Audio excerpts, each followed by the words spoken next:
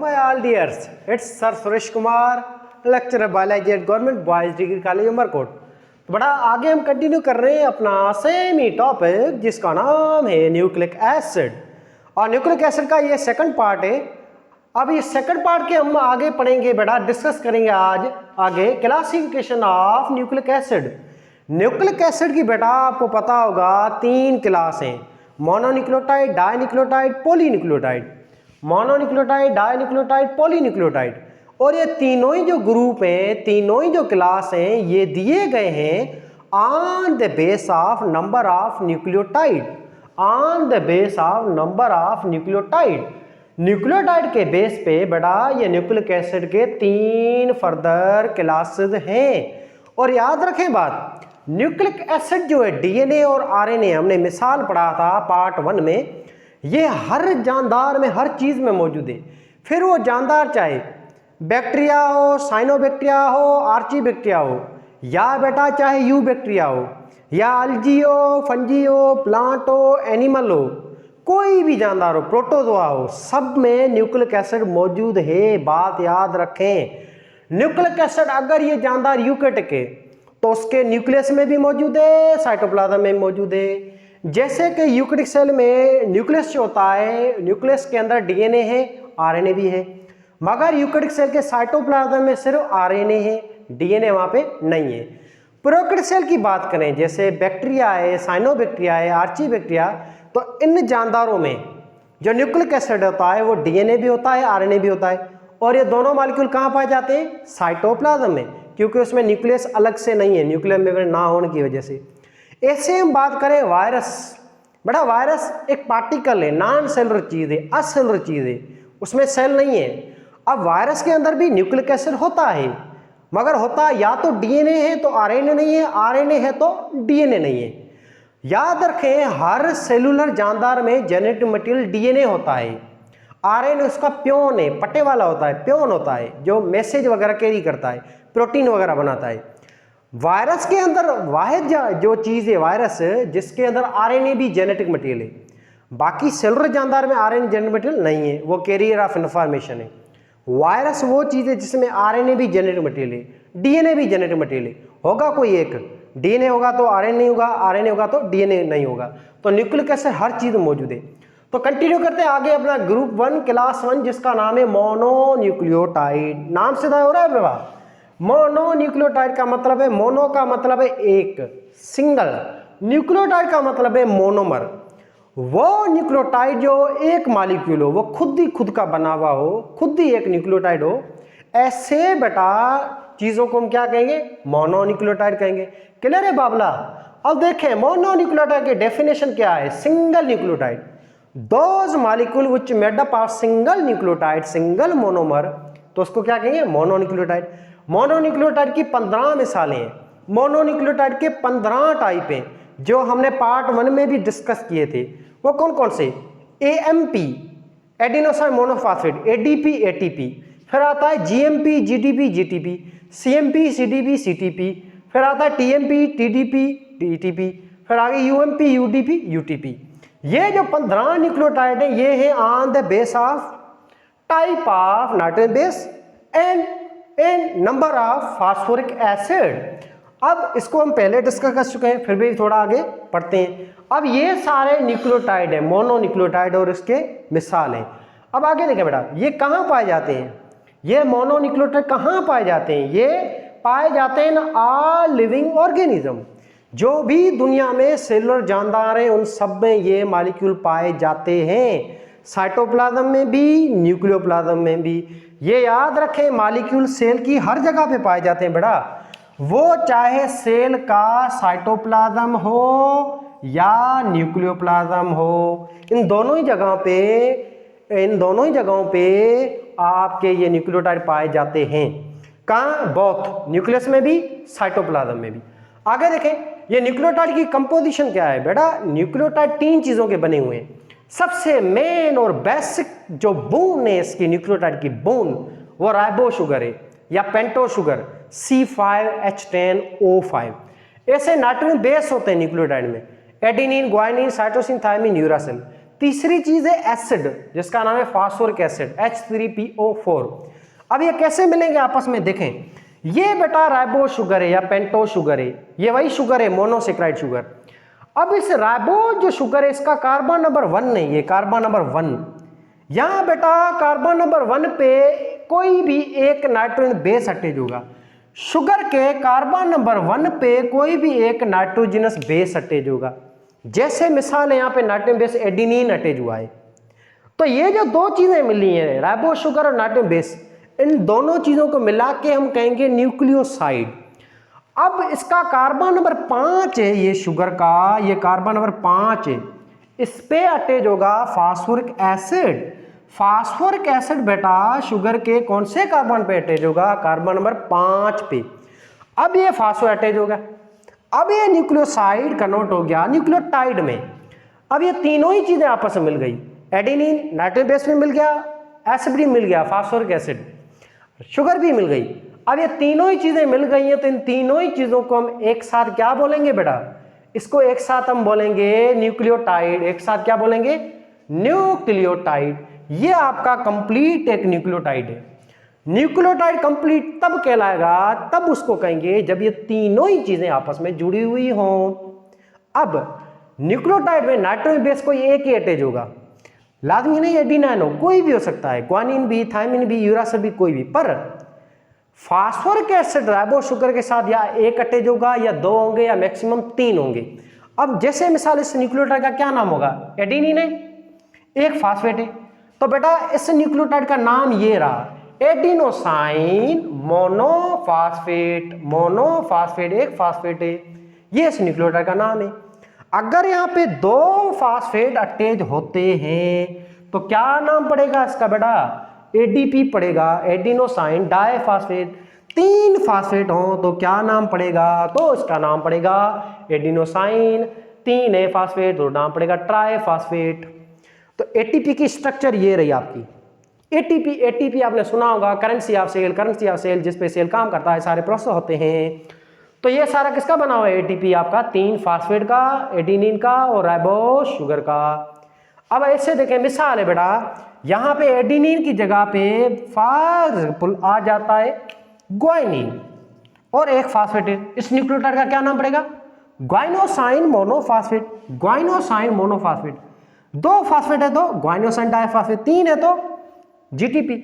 अगर यहाँ पे फॉर एग्जांपल बेटा इसकी जगह पे आ जाए थामीन या साइटोसिन, साइटोसिन आता है, इसका क्या नाम पड़ेगा, सीएमपी, साइटोसिन मोनोफास्फेट। ये न्यूक्लियोटाइड के नाम है, 2 है तो सीटीपी, 3 है तो सीटीपी। ऐसे अगर ग्वाइनिन है यहाँ पे तो क्या नाम पड़ेगा, जीएमपी, ग्वाइनोसाइन मोनोफास्फेट डाइफास्फेट, ऐसे सोआन। समझ गए बात ये। ऐसे अगर टी है थायमीन, एक फास्फेट है तो इसका नाम पड़ेगा न्यूक्लियोटाइड का टीएमपी, टीडीपी, 3 है तो फास्फेट तो टीटीपी। ऐसे अगर यूरासिल है यहाँ पे शुगर के साथ अटैच नाइट्रोजन बेस और एक फास्फेट है तो इस न्यूक्लियोटाइड का नाम पड़ेगा यूएमपी, 2 है तो यूटीपी, 3 है तो यूटीपी। ये 15 किस्म के आपके हैं न्यूक्लियोटाइड के टाइप। न्यूक्लियोटाइड के कितने टाइप हैं, 15 किस्म के, वो ऐसे बनते हैं।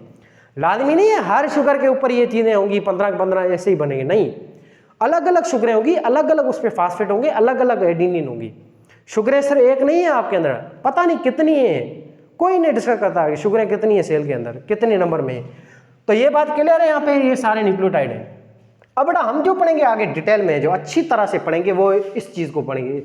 ये बहुत मशहूर है, ये एक मशहूर चीज है, इसका नाम है एटीपी। एटीपी क्या है, एक मशहूर मॉलिक्यूल है, मशहूर से मशहूर न्यूक्लियोटाइड है। ये सारे न्यूक्लियोटाइड हैं, इन सब में मोस्ट अबंडेंट जो न्यूक्लियोटाइड है सेल के अंदर, वो याद रखें एटीपी, एटीपी या एडीपी है या एएमपी है। ये जो एडेनिन वाले जो भी न्यूक्लियोटाइड हैं ये मोस्ट अबंडेंट न्यूक्लियोटाइड्स होते हैं। अब देखिए बेटा, एटीपी जो बनती है वो कहाँ से बनती है, एटीपी बनती है इन 3 प्रोसेस से। एक प्रोसेस का नाम है photophosphorylation, formation of ATP is called phosphorylation. ATP के बनने वाले प्रोसेस को कहेंगे फास्फोरिलेशन। और ये एटीपी अगर फोटोसिंथेसिस से बनती है तो इस अमल को कहेंगे photophosphorylation. Formation of ATP during photosynthesis. अब ये एटीपी कौन बनाता है फोटोसिंथेसिस में, ये एक ऑर्गेनेल है जिसका बेटा नाम है क्लोरोप्लास्ट। ये वो ऑर्गेनेल है जिसका नाम है क्लोरोप्लास्ट। क्लोरोप्लास्ट आपको पता होगा ये सनलाइट को एब्जॉर्ब करेगा। ये थालिक्वाइड लेयर है, यहाँ पे चर्बी के मॉलिक्यूल होते हैं जिनको पिगमेंट कहते हैं, जो सनलाइट को एब्जॉर्ब करेंगे। फिर ये पिगमेंट ये सनलाइट की मदद से क्या बनाएंगी, एटीपी बनेगी। एटीपी जब क्लोरोप्लास्ट के अंदर बने या सनलाइट की वजह से बने या फोटोसिंथेसिस के प्रोसेस से बने तो इस एटीपी के बनने वाले प्रोसेस को कहेंगे फोटोफॉस्फोरिलेशन। तो एक एटीपी यहां बनी। अब एटीपी कहां से बनती है, एडीपी से। एडीपी से एटीपी कहां से बनी, एएमपी से। एएमपी कहां से बनी, इन तीन चीजों से। ये तीन चीजें कहां से बनी, एटम से, carbon, hydrogen, oxygen, nitrogen, phosphorus और सल्फर ऐसे। अब ये दो फास्फेट है, तो ये दो फास्फेट वाले मॉलिक्यूल का क्या नाम है, एडीपी, एडिनोसाइन डाइफॉस्फेट। तो यहाँ जो क्लोरोप्लास्ट में जो मॉलिक्यूल बेटा आता है उस मॉलिक्यूल का नाम होता है एडीपी, और यहाँ पे फास्फेट भी होता है। और ये दोनों चीजें, यहाँ एक एंजाइम होता है जिसका नाम है एटीपीएस सिंथेज। उस एटीपीएस सिंथेज के पास एडीपी भी होती है, फास्फेट भी होता है। अब इन दोनों को मिलाने के लिए एक्स्ट्रा एनर्जी चाहिए, वो एक्स्ट्रा एनर्जी सनलाइट है।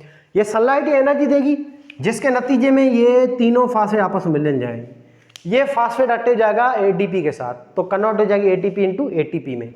ऐसे एक्स्ट्रा हीट की वजह से बाण बन गया, तो ये क्या है, एटीपी बनी। ये कौन सा रिएक्शन हुआ, एंडोथर्मिक रिएक्शन, एनाबोलिज्म है ये। ऐसे दूसरा प्रोसेस है जिसे एटीपी बनती है, इसका नाम है ऑक्सीडेटिव फास्फोरिलेशन। ऑक्सीडेटिव फास्फोरिलेशन का मतलब है formation of ATP during respiration. Formation of ATP during respiration is called oxidative phosphorylation. और ये एटीपी बनती है बाय कीमियोऑस्मोसिस। यहाँ पे आपने पढ़ा होगा रेस्पायरेशन में एक स्टेप होता है जिसका नाम है इलेक्ट्रॉन ट्रांसपोर्ट चेन। वहां पे ये बेटा एटीपी बनती है। 32 एटीपी जो बनती हैं वो सारी इस प्रोसेस के जरिए बनती है जिसका नाम है ऑक्सीडेटिव फास्फोरिलेशन। और ये जो एटीपी बन रही है ये इस ऑर्गेनेल में बन रही है जिसका नाम है पावर हाउस, या इसका नाम है माइटोकॉन्ड्रिया। सेमी ऑटोनॉमस आगे खुद का डीएनए, इसके बाद आरएनए, राइबोसोम वगैरह। तो इसके अंदर जब एटीपी बने बेटा तो इस प्रोसेस को हम कहेंगे ऑक्सीडेटिव फास्फोरिलेशन। दूसरी होती है सबसे level phosphorylation, direct formation of ATP without chemiosmosis. Direct अगर कोई मॉलिक्यूल टूटता है उसमें एनर्जी रिलीज होती है, वो एनर्जी से डायरेक्ट एटीपी बने, उस डायरेक्ट एटीपी के बनने वाले अमल को हम कहेंगे सबसे लेवल फास्फोरिलेशन। और ये भी प्रोसेस होता है माइटोकॉन्ड्रिया में, और ये प्रोसेस होता है ड्यूरिंग रेस्पायरेशन। रेस्पायरेशन का एक स्टेप है जिसका नाम है ग्लाइकोलाइसिस। वहां पे दो एटीपी बनती है, वो डायरेक्ट बनती है। इस एटीपी के बनने को कहेंगे सबसे लेवल फास्फोरिलेशन। ऐसे दो एटीपी बनती हैं आपके क्रेब्स साइकिल में या सिट्रिक एसिड साइकिल में या टीसीए साइकिल में। वहां पे भी क्या होता है, दो एटीपी बनती हैं। तो टोटल है ना दो प्रोसेस होते हैं अपने माइटोकॉन्ड्रिया में, एक एक ग्लाइकोलाइसिस, एक एक क्रेब्स साइकिल। इन दोनों ही प्रोसेस में डायरेक्ट एटीपी बनती है। टोटल 4 एटीपी बनती हैं। ये जो 4 एटीपी बनती हैं डायरेक्ट एटीपी बनने वाले अमल को हम कहेंगे सबसे लेवल फास्फोरिलेशन। तो ये टोटल बेटा दो प्रोसेस है, दोनों ही माइटोकॉन्ड्रिया में होते हैं ड्यूरिंग रेस्पायरेशन, जिसके नतीजे में 36 एटीपी आपकी बनती हैं ओवरऑल। 32 बनती हैं ऑक्सीडेटिव फास्फोरिलेशन के जरिए bye electron transport chain. 4 ATP बनती हैं फ्रॉम 2 ग्लाइकोलाइसिस में, 2 क्रेब्स साइकिल में। ये चारों एटीपी सबसे लेवल फास्फोरिलेशन बनती है, मतलब डायरेक्ट बनती हैं। अगर ये तीन चीजें समझ में नहीं आई हैं तो कोई इशू नहीं है, हम बायो एनर्जेटिक पढ़ेंगे तो वहां पे ये चीजें आपको अच्छी तरह समझ में आ जाएंगी। अब आगे चलते हैं। तो एटीपी कौन से ऑर्गेनेल बना रहे हैं बेटा, 2 ऑर्गेनेल बनाते हैं। याद रखें एटीपी 2 ऑर्गेनेल बनाते हैं, एक क्लोरोप्लास्ट, एक माइटोकॉन्ड्रिया। ऑटोट्रॉफिक जानदार है तो उनमें एटीपी 2 ऑर्गेनेल बनाते हैं, क्लोरोप्लास्ट भी माइटोकॉन्ड्रिया भी। फोटोसिंथेसिस से भी एटीपी बनती है और रेस्पायरेशन से भी बनती है। फिर रेस्पायरेशन कोई भी हो, एरोबिक हो या एरोबिक हो। एरोबिक में एटीपी 36 बनती है ओवरऑल, वैसे बनती है ओवरऑल ग्रॉस 38 है, मगर 2 माइनस करते हैं ग्लाइकोलाइसिस में खर्च होती हैं, तो ओवरऑल नेट जो है वो 36 है।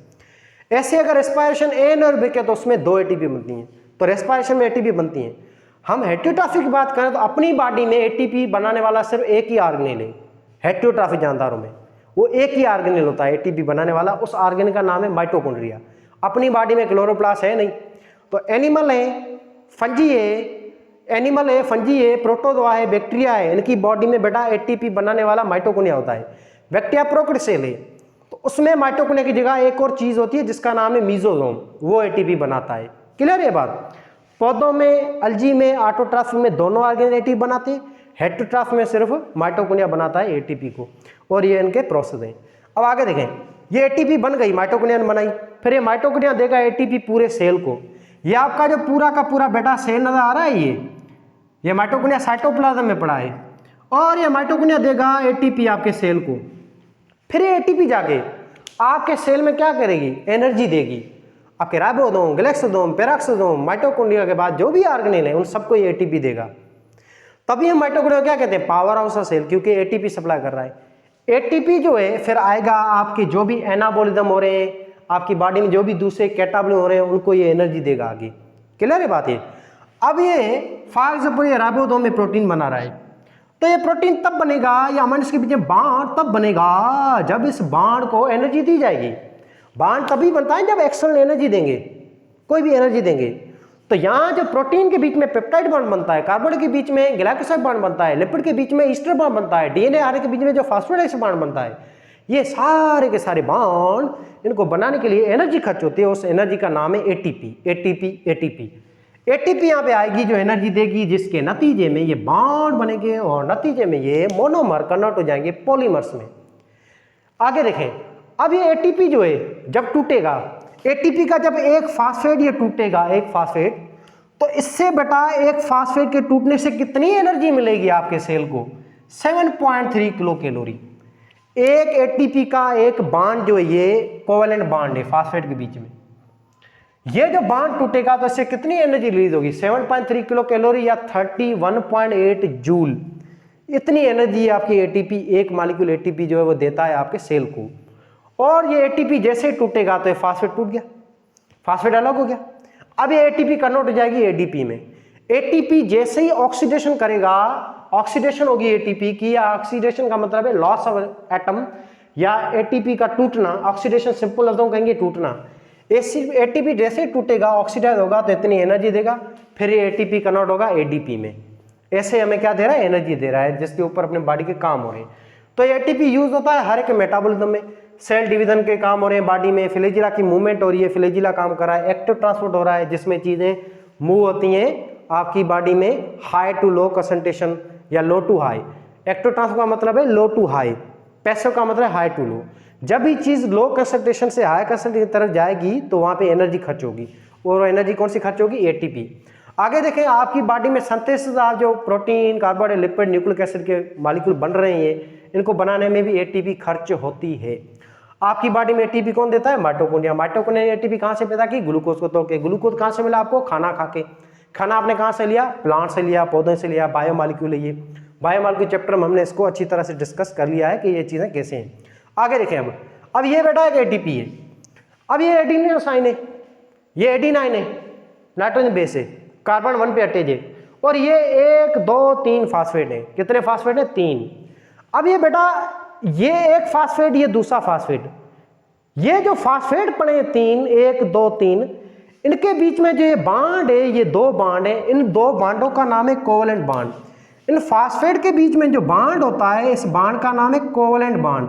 कोवेलेंट बांड फास्फेट और शुगर के कार्बन नंबर 5 के बीच में जो बांड है, इस बांड का नाम है ईस्टर बांड। याद रखना बात है, ईस्टर बांड है।